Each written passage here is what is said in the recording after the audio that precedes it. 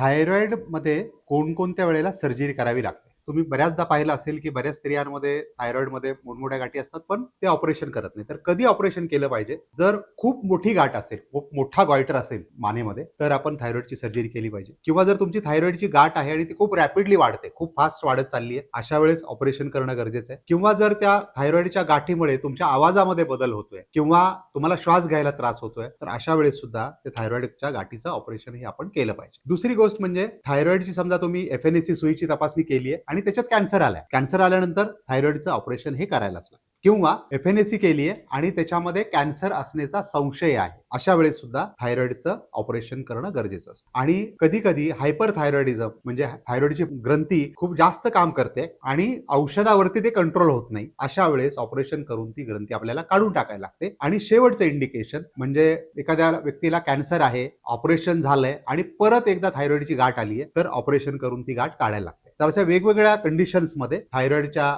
ग्रंथीवरती आपल्याला ऑपरेशन करायला लागतं आणि अशा प्रकारचं कुठलंही इंडिकेशन असेल तर त्वरित तुमच्या डॉक्टरांकडे जाऊन ऑपरेशन करून घेणं गरजेचं आहे.